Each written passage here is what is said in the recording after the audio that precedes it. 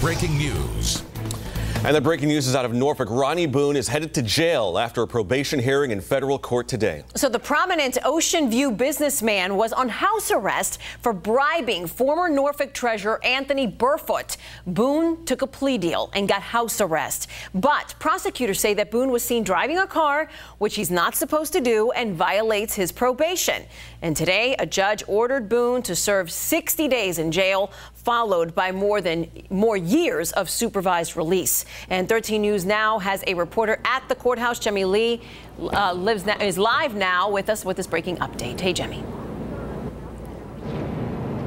Hey, Lucy and Andre, the judge did not offer any leniency to Ronnie Boone today. Ronnie Boone took the stand and pleaded with the judge. He told him, I am sorry, I made this error. I am sorry to my family and friends. But the judge wasn't having it today. He said, you already had your break. So the judge sentenced him to 60 days in jail and 3 years of supervised probation. The first year of that probation will be under house arrest, meaning he'll have to wear an ankle bracelet and he won't be able to leave his house unless he is working. The judge did provide some conditions. He can leave his house Monday through Friday from noon to 5 p.m. On Saturdays, he can leave from 9 a.m. to 1 p.m.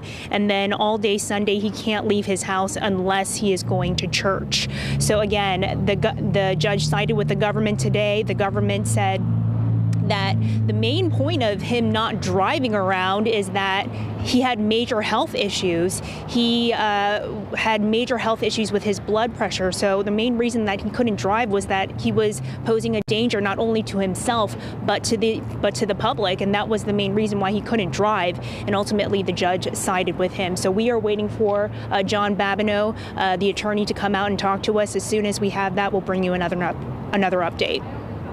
Jemmy, thank you for that. We'll see you in a minute.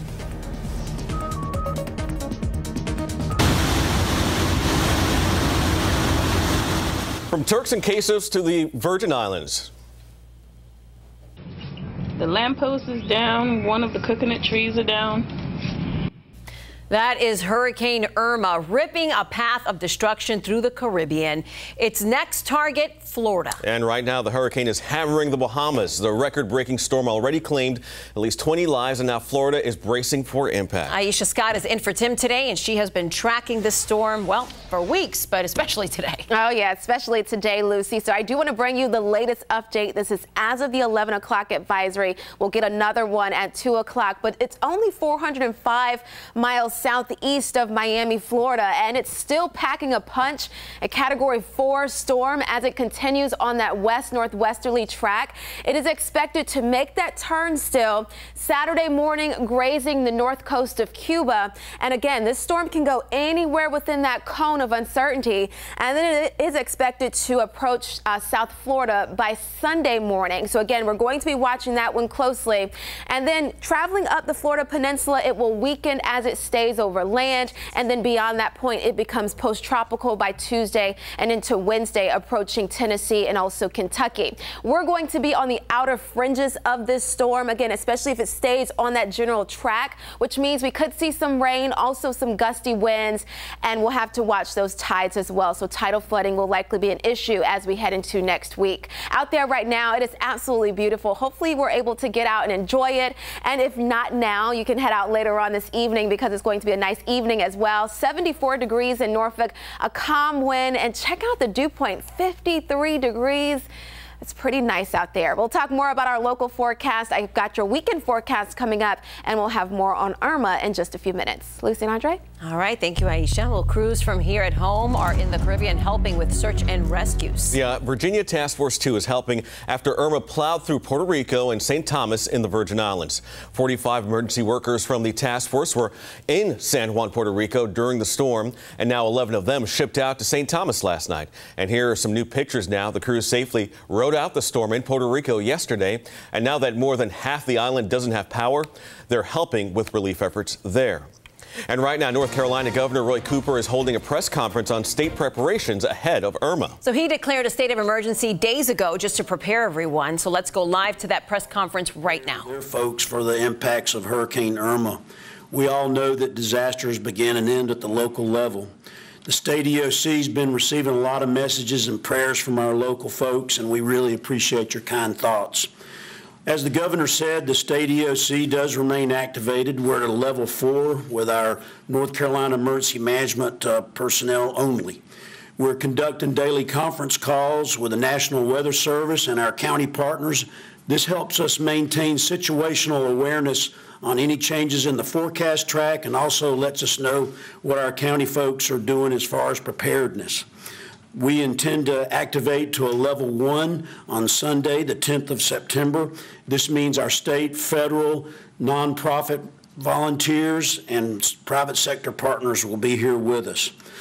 Although the forecast is becoming more favorable for the state of North Carolina, the state emergency response team remains focused on planning for Hurricane Irma, and as the governor said, we are repositioning resources in order to respond quickly to the need. Based on our threat analysis, we're currently moving staff and equipment from eastern North Carolina to western North Carolina. We're also going to maintain our readiness posture in central North Carolina. Our current plan is now to focus on 2 staging areas in Asheville and Greensboro. These staging areas will be... North Carolina Governor Roy Cooper there. You can catch the rest of this press conference that he's holding. It is streaming right now on our website, 13newsnow.com. That's right. But before it gets to North Carolina, the models show Hurricane Irma is slamming right into Florida. Now officials are ordering massive evacuations around the state. Yeah, more than 1 million people have already been ordered to leave there now. The last flight from Miami to Norfolk is touching down in a little more than an hour from now. Molly Hunter is reporting for us live in Florida. She's up the East Coast in New Smyrna Beach. Molly. Andre, that's right. Right where we are right here, it's actually relatively quiet. But if you can see, the waves out there are getting progressively bigger by the minute as we wait for Irma. Hurricane Irma churned through the northern Caribbean overnight, devastating small islands. It's the strongest recorded storm to hit the Atlantic. It was the worst time in all my life. And I would not want to see another hurricane like this again. I expect nothing like this. This is the worst. Irma stayed largely offshore in Puerto Rico, but St. Martin, the Turks and Caicos Islands, and the tiny island of Barbuda taking direct hits. The entire country has been decimated. Irma, with winds at more than 150 miles per hour, now taking aim for the Bahamas and Cuba, and tomorrow, South Florida. And here on the coast of Florida, you can see people are boarding up their houses. Many of these houses actually empty. People are heeding the call to get out of town. More than 1 million people ordered to evacuate, desperate to stock up on gas and food. I'm very scared, so I'm just trying to get as far north as possible. Traffic backed up and shelves already wiped clean of bottled water. This storm is wider than our entire state and is expected to cause major and life-threatening impacts from coast to coast. The Florida governor warning everyone who can to get out now, remembering the last monster storm here 25 years ago. Remember, Hurricane Andrew is one of the worst storms in the history of Florida. Irma is more devastating on its current path. Now, the governor emphasized they will not come rescue you in the middle of the storm. Emergency crews actually stopped going out when winds hit about 40 miles an hour, and we're expecting wind speeds at 3 times that in New Smyrna Beach. Molly Hunter, 13 News Now. Andre and Lucy. All right, Molly, thank you very much. All right, for all the latest hurricane information, head to 13newsnow.com. We've got the Hurricane Center on our homepage. You can track the storm, find your evacuation zone, and also get information on preparing for a hurricane. Well, new and a crazy story in Virginia Beach. Two hit and runs 3 miles apart. Now, police say that someone stole a car from Art Walker Auto Service that's located just off of Lynn Haven Parkway. When 2 people tried to stop him, the driver ran into them with the car. After driving away, police think that the same driver crashed into another car on Hilbert Street, just off of Rosemont and I-264. Yeah, crazy scene. Jacqueline Lee is reporting live now from Virginia Beach. And Jacqueline, you spoke to the owner of that auto service business. Yeah, that's right, Andre. The owner is still really shaken up, and understandably so. 2 of his employees were injured. They were both hit, run over, and dragged by that stolen car just over here. It happened a few hours ago, and now police are trying to find that person responsible. I was sleeping and I heard screeching tires and a bang. This was the aftermath of 2 hit-and-run incidents that police believe are related. Police say just before 9 this morning, a suspect came here to Art Walker's Auto Service. We spoke with the owner, who said it actually started last night after they towed a car. He said this morning the car's owners wanted to take it back. They jumped a fence and stole it, and run over my driver twice and drug another one about 4 car lengths. Walker is still shaken up at the thought of his 2 employees putting their safety on the line. It would be me.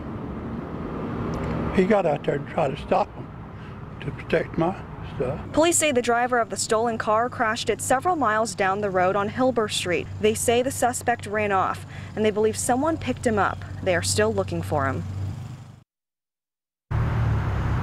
And again, police are still looking for a suspect. They have not released any sort of suspect description at this point in time. Now, as for those 2 employees, they're both at the hospital. One has serious injuries, another one has minor injuries. So, of course, as we learn more, we'll keep you updated on air and online at 13newsnow.com. Live in Virginia Beach, Jacqueline Lee, 13 News Now. Crazy story indeed, Jacqueline. Thank you so much.